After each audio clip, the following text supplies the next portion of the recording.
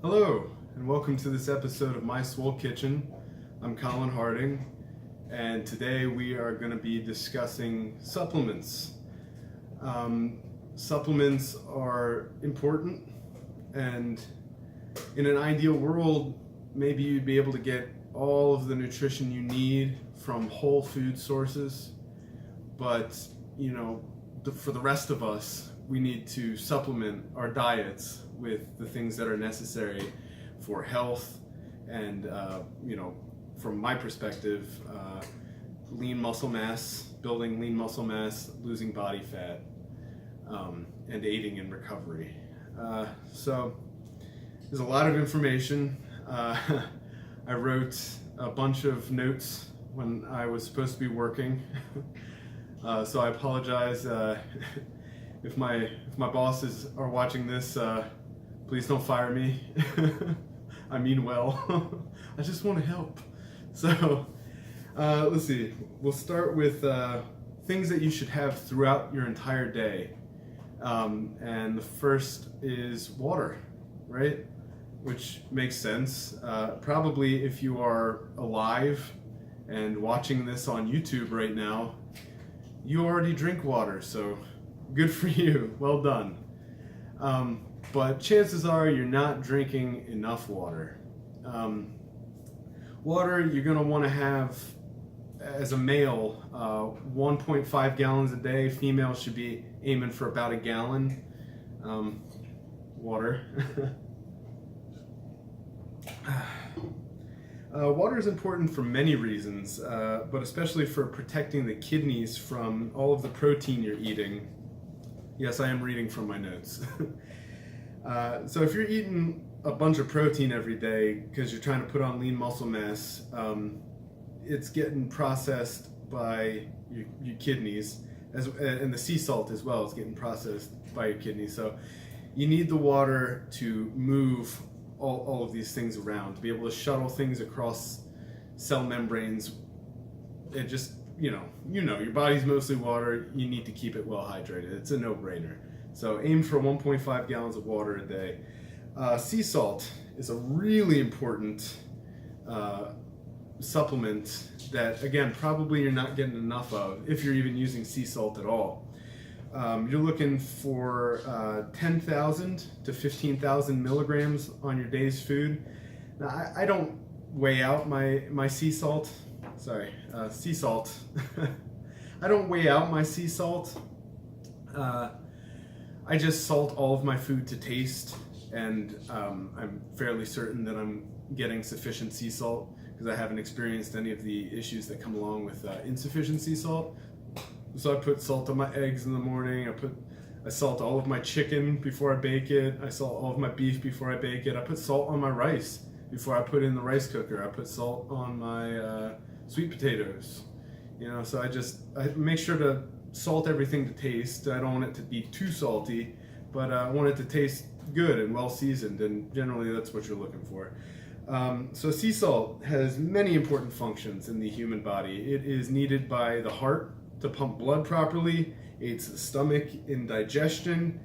It is crucial in the formation of bone and promotes strong bones.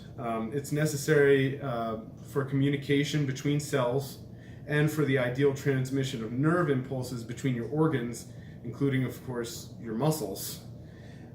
So if you go for the whole evolution thing, then you believe that we evolved as organisms that came out of the sea, right? And therefore our internal water is actually very similar to seawater, like you might imagine. So it should make sense then that along with water every day, we need to have sea salt, right? Sea salt is not 60% sodium and 40% chlorine like table salt is. It's actually a mixture of every electrolyte and mineral that our body needs, and it's much lower in sodium. So unlike table salt, which will actually draw water out of your cells and increase your blood pressure, sea salt actually drives water into the cells, as many of its electrolytes like potassium, magnesium, calcium are intracellular, meaning they are shuttled between cells or between like the bloodstream and the cell, not extracellular. And so as they're shuttled across the cell membrane into the cell, they drag water with them. And that means there's less extracellular fluid in the body, meaning water outside of your cells and in your bloodstream. And therefore, your blood pressure is lower as a result of incorporating sea salt into your diet. It's nearly impossible to overdo sea salt as long as you're staying away from table salt or pre-salted foods, processed foods, frozen stuff, takeout, and you're drinking the appropriate amount of water. One note regarding switching to sea salt is that sea salt does not provide iodine, which is necessary for healthy thyroid function, so it might be a good idea to supplement iodine. Personally, I use Lugol's iodine solution. I get all of my supplements online for the most part. I use this little startup company called Amazon. I don't know if you've heard of it, but they're pretty super. I think they're going to go places. They do a pretty good job. So yeah, these electrolytes in sea salt, they're necessary for all cellular functions. Most importantly, muscle contraction and growth.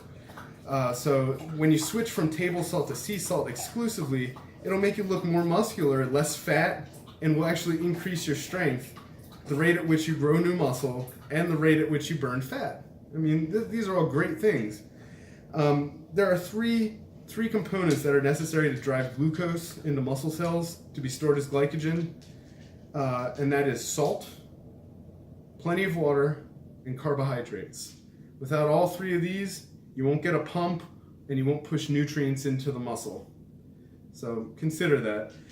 So those are the things that you want to incorporate throughout the day. Make sure you get plenty of water, make sure you get plenty of sea salt. After the first meal of the day, I take the following supplements. I take a multivitamin. I take a multivitamin. Multivitamins should be a no-brainer for everybody, right? Not just people looking to put on quality muscle. It's hard to get all of the necessary vitamins and minerals that the body requires for, let me just turn my page, for optimal performance, right? Solely through whole food sources. I'm not saying it's impossible, but for most people living in the real world, it's unlikely that you don't have an area in which you're deficient, right? And the multivitamin helps shore up those deficiencies and make sure your body's firing on all cylinders. So, multivitamin, every day, everybody should be doing it. I like to take my supplements after a meal that has some fat in it because, again, I'm not a scientist. I do a bunch of research online. I try to listen to people who are way smarter than me and just cobble together my own idea of how best to approach nutrition. But from what I understand, a lot of these supplements, these vitamins and stuff are fat soluble. So that means that if you have fat in your belly and in your intestines, when the vitamins are being processed and being absorbed through your intestines, that they're more likely to, your body's more likely to make good use of them if you have some fat along with them. So that's multivitamins. Next thing I take after the first meal of the day is fish oil. I use this one here, extra strength, because you can either take 9 regular strength fish oil pills, 9, or you can take 3 extra strength fish oil pills. And I'm lazy. I don't like taking 9 pills a day, so I get the extra strength versions, take 3. I also like to space them out throughout the day. Like I'll have one with like my second meal of the day, one with my third, one with my fourth. Fish oil is important for everyone to incorporate into their diet, but especially for those looking to build lean muscle mass. Fish oil improves recovery time. It helps you burn body fat. It supports healthy testosterone levels and promotes muscle growth. Another benefit is that it increases insulin sensitivity, so that means you can ingest more carbohydrates and then store them as glycogen in your muscles rather than fat. Fish oil is actually one of the most anabolic supplements you can take, but for most of us, incorporating wild-caught salmon from Iceland or Alaska or wherever the hell else in the world you can still get somewhat healthy fish from as we destroy the earth. It's cost prohibitive. So if you can't afford the salmon, like me and like most people, fish oil pills are the next best thing. So, and let's see, what's next? Vitamin D3. Vitamin D3 right here. 2,000 IU. This is 5,000 IU because I'm an overachiever. Vitamin D is important for strong bones, which you're definitely going to want if you're planning on regularly moving heavy-ass weights, right? Vitamin D promotes calcium and phosphorus absorption and helps maintain calcium concentrations in the blood, as well as mineralization of bones, strong bones. Since your bones are connected to your muscles and they pull on them during your weightlifting movements, it stands to reason that stronger bones will lead to stronger muscles. So vitamin D, get you some. Next up is calcium, right here, 1,200 milligrams. I am sure that you've heard before, right? Calcium makes strong bones. You've heard in all those milk ads, and that's very true. But calcium also has a lot of other important functions in the body beyond its role in supporting our bone structure.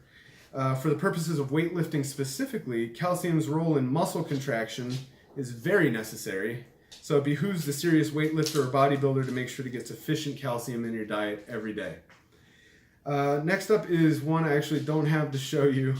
I'm waiting on a refill of glucosamine. You're going to want to shoot for 1,500 milligrams. And glucosamine specifically if you're not allergic to shellfish. If you're allergic to shellfish, don't take it. It'll mess you up. Glucosamine is a great supplement to include in your diet, especially when you're lifting heavy weights. Because it works by decreasing inflammation, reducing pain, and encourages higher elasticity and strength in the joints. It's also been shown to slow down cartilage degeneration while repairing connective tissue, which, as you can imagine, is a significant aid during the recovery process. So definitely something to consider incorporating into your daily routine. Next is another one I unfortunately don't have pictured for you, which is a probiotic. You can get probiotics in pill form. You can get probiotics in fermented foods. Probiotics are beneficial microscopic organisms such as yeast and bacteria that make their home in our gut, right? They're found in a lot of fermented foods like yogurt, sauerkraut, and kimchi. But for some people, supplementation is preferable to eating fermented foods, which I get. But I love sauerkraut and kimchi. That's generally where I get my probiotics from. The benefits of adding probiotics to your diet include enhanced immune functioning and improved muscle recovery. And there's a slew of other benefits that come from keeping your gut healthy. But definitely something to consider incorporating into your diet, especially if you're having some digestive issues. Look into a probiotic. Next up is one I do have for you is potassium. This is the one I use. Potassium is an important mineral for everyone, but especially for bodybuilders and weightlifters. Its primary functions in the body are transmission of nerve signals and proper electrical conduction in the heart. Low potassium can result in fatigue and muscle weakness or cramps. Potassium also works with sodium, sea salt, to control the fluid level in our cells. So there's a little mechanism called the sodium-potassium pump in our bodies that pushes sodium out of cells and potassium into cells to help maintain the proper electrolyte balance in the cells in the blood. So you need them all, right, in order for that to work properly. So that's a reason why low potassium can lead to muscle cramps, as you can imagine. Very painful. Lastly, potassium plays a role in helping to restore depleted glycogen to muscles after a workout. So recharging your muscle battery. Glycogen is basically a form of stable glucose stored in the muscles to be used as energy by the muscles. So it's important, it helps you recharge after a workout, basically. Next up is a cool one called berberine. Here you go, right here, berberine. Berberine is a naturally occurring chemical found in the European barberry, from which it takes its name. Berberine helps to lower blood sugar by inhibiting gluconeogenesis in the liver. Gluconeogenesis is a fancy sounding word, but all it means is it's the process by which the liver makes glucose from protein. So when you eat protein, it doesn't just all magically get turned into muscle. It's just not how it works. Some of it will get broken down and into its base amino acids and will be circulating in your blood, and when and if your body decides, hey, let's make some muscle, if you've got them all ready to go, then they'll be shuttled to where they're needed and you'll build some muscle. But otherwise, the vast majority of the protein you're eating is actually going to get turned into carbohydrates inside your body through gluconeogenesis. So when your blood sugar is lower, thanks to berberine, your body is better able to burn its fat stores for energy. So berberine just throughout the day helps you regulate your blood sugar, and it helps keep you in a fat burning state naturally, which is good, especially for someone like me who's still trying to shed some extra pounds. So that is the end of the section on what to take after your first meal. Moving on to pre-workout supplements. A lot of these are not going to be pictured because I use a pre-workout, an intra-workout, and a post-workout, a particular brand. But I don't want to show you guys because I don't want to, seem like a shill for this company. But I believe in it very much. It's a great product. They all are. But if you just try to find yourself a pre-workout, intra-workout, and post-workout with the supplements I'm describing here in the amounts, it's good amounts of them. That's my rice cooker singing to me. I still need to eat my pre-workout or my post-workout meal. If you find yourself a pre-workout, intra-workout, post-workout with these supplements in them, you'll probably be good to go. If you want to know what I use specifically, you can drop me a message and I'll let you know. So pre-workout, some things that you're going to want to find in a quality pre-workout are caffeine, right? That's largely what a lot of people think pre-workouts are. It's just caffeine, but there's more to it than that if it's a good one. You're likely familiar with the effects of caffeine. It wakes you up, right? Specifically, it upregulates the activity of almost every cell in your body. Caffeine is cray. In regards to exercise, it increases strength, speed, dampens the pain response, increases fat burning, and increases endurance. It's like, basically turning you into Wolverine to some extent. So yay, caffeine. Definitely something you want to take about half an hour before your workout. Taurine is an amino acid that increases energy, and it's found in many energy drinks, such as famously Red Bull, but it's definitely a worthy addition to any pre-workout beverage. L-arginine, I actually do have L-arginine because I supplement this beyond just what's in my pre-workout. L-arginine is actually, I guess, according to my notes, something we're going to discuss in the final section, but it's good to have pre-workout and post-workout. Creatine is important to have both pre-workout and intra-workout, and so I'm going to discuss the benefits of creatine in the intra-workout section, but my pre-workout also has creatine in it. So intra-workout. In my intra-workout beverage, there are BCAAs. BCAAs stand for branched chain amino acids, and they are a type of amino acid. There are 3 of them in particular that are proteinogenic, which means they assist in the the synthesis of protein, and as such they are worth looking into if you're interested in building lean muscle mass. The first of the 3 is a little doodad called isoleucine.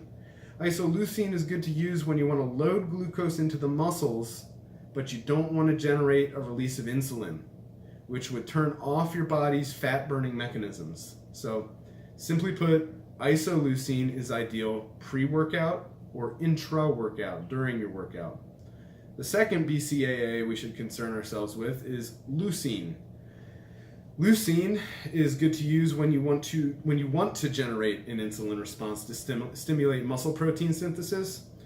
Leucine will help drive carbs into muscle cells directly at first, but then as it begins to activate the mechanisms in your body to promote muscle protein synthesis, it actually will then limit the ability of carbohydrates to enter muscle cells. So as you might imagine, leucine is best taken post-workout, about 30 minutes post-workout, after you've had your carbs, but before you have your protein. The last of the three BCAAs is valine, and valine is the weak sauce. It's the weakest of the BCAAs at activating muscle protein synthesis, and it's not as good at loading muscle cells with glucose as isoleucine is, and it also has the downside of causing a temporary insulin resistance. Further, it is only about 60% as effective as leucine at glycogen synthesis, so in conclusion, don't bother with valine, it sucks. Just concern yourself with isoleucine pre-workout and or intra-workout, and leucine post-workout, BCAAs. Next up for your intra-workout section is glutamine. Glutamine is an amino acid used intra-workout to prevent ammonia accumulation and fatigue. Ammonia is accumulated as you work, as muscle cells are getting messed up during your workout because you're pushing yourself so hard. Ammonia can be released, and it's not good. So it works to prevent ammonia accumulation and fatigue, as well as it helps to spare muscle while you're training. So you don't want to burn muscle while you're trying to build muscle, right? It's counterproductive, and glutamine helps with that. It's also instrumental in glycogen synthesis, so again, turning glucose into muscle glycogen, recharging your muscle batteries, so to speak. So glutamine, very good to have intra-workout. It's fundamental. Creatine, we mentioned creatine earlier, and if you've been around the gym like at all, or you know anybody who lives, probably you've heard of creatine. Creatine helps prevent muscle cramping and increase muscle growth. And it is one of the only substances which is proven to cause muscle cell splitting. It actually helps the muscles swell to the point that they must divide into two new cells, thus creating new muscle. You can't beat that, right? So creatine, great to have intra-workout during your workout. Next up, vitamin C. Vitamin C is required for the growth and repair of tissues in all parts of your body. In males, it helps keep testosterone levels high by supporting a lower ratio of cortisol to testosterone, cortisol being the stress hormone. Of course, we've all heard that vitamin C helps keep you from getting sick. Oh, I do have vitamin C somewhere. Vitamin C with natural rose hips, whatever that means. But vitamin C, 1,000 milligrams, because we're not playing around. Yeah, vitamin C does help you from getting sick. It does keep you from getting sick, so it's a good reason to take it. You don't want to miss the gym because you're sick. You're going to miss out on gains. That's sad.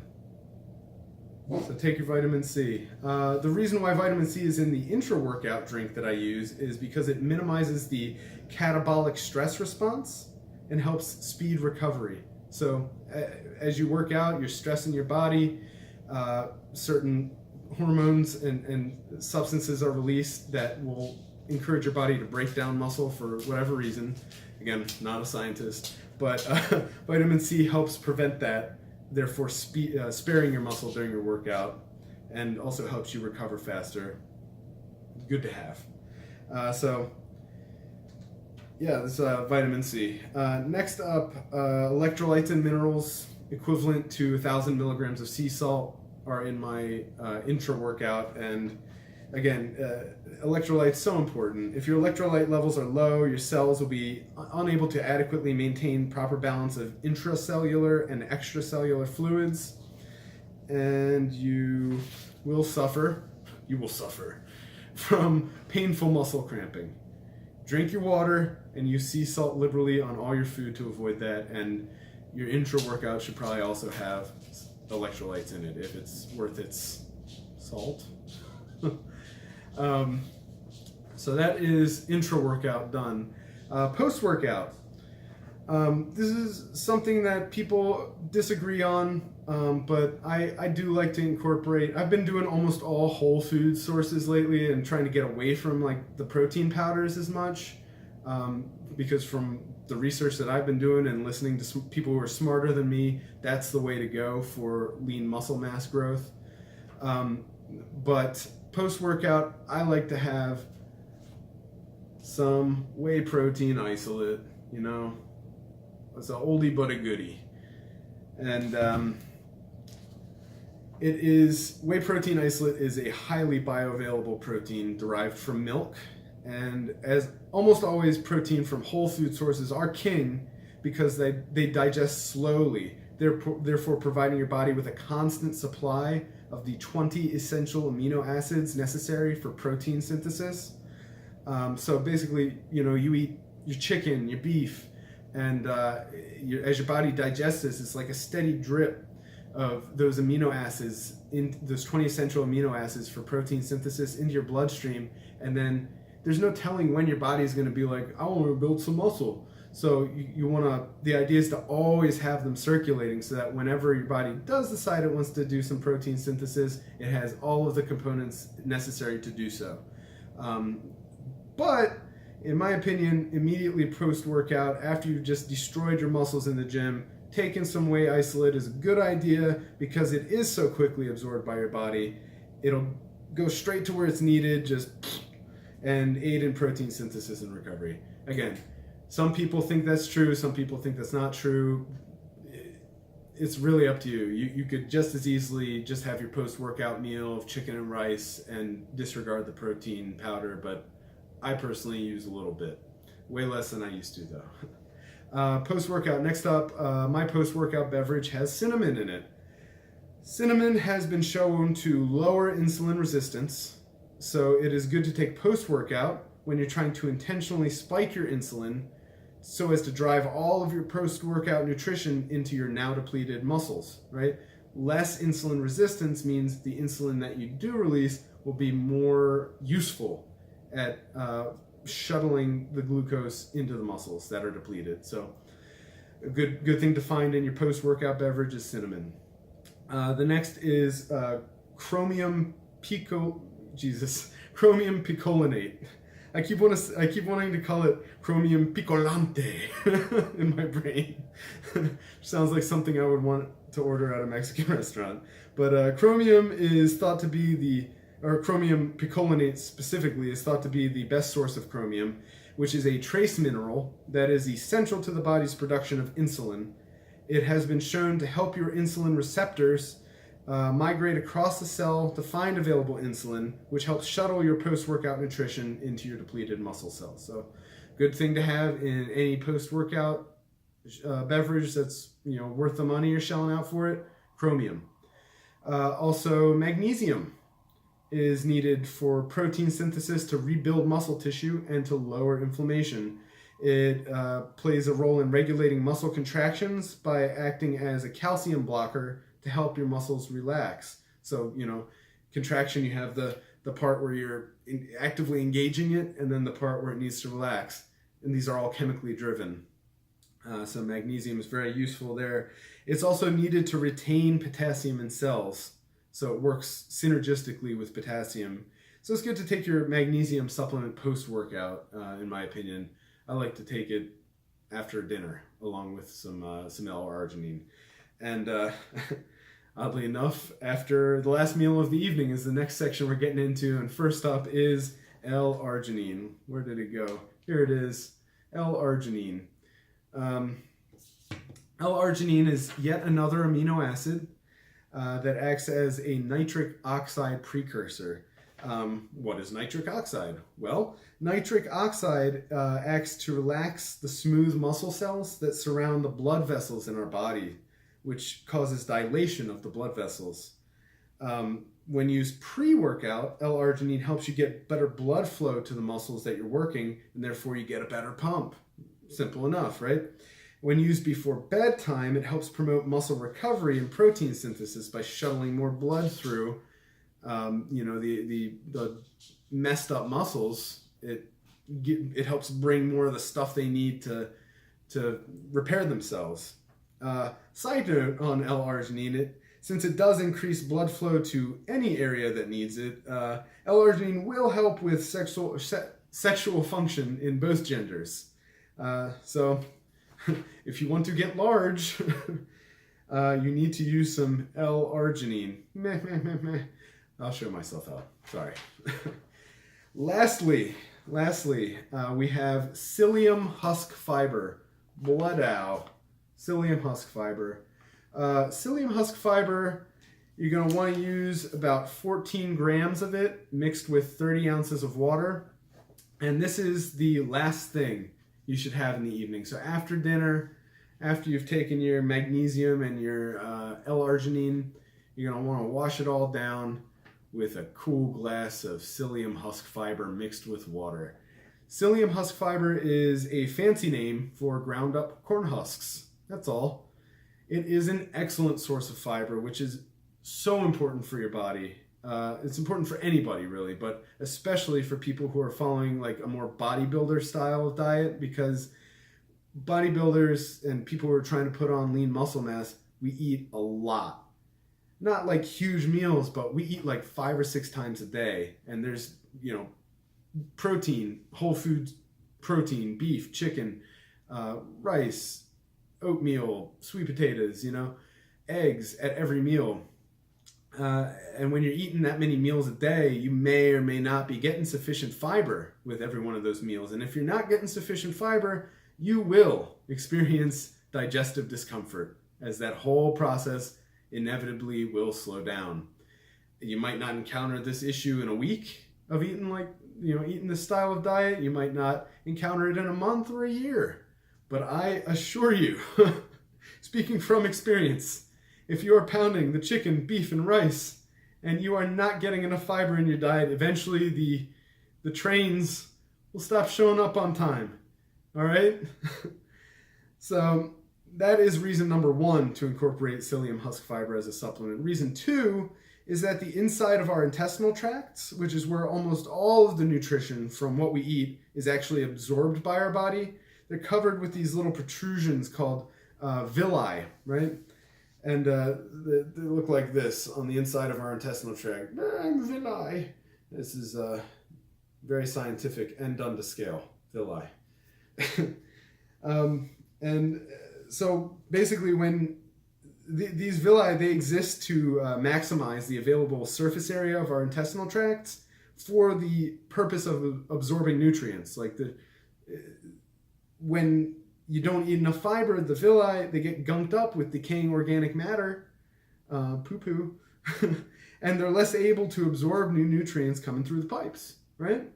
And when you drink psyllium husk fiber mixed with water at the end of the evening before bedtime, after you've already had all your meals, that fiber will go through your intestinal tract like little brooms, like little scrub brushes, just sweeping out all that gunk from the villi, leaving your intestines fresh and ready to absorb all the nutrients for the next day.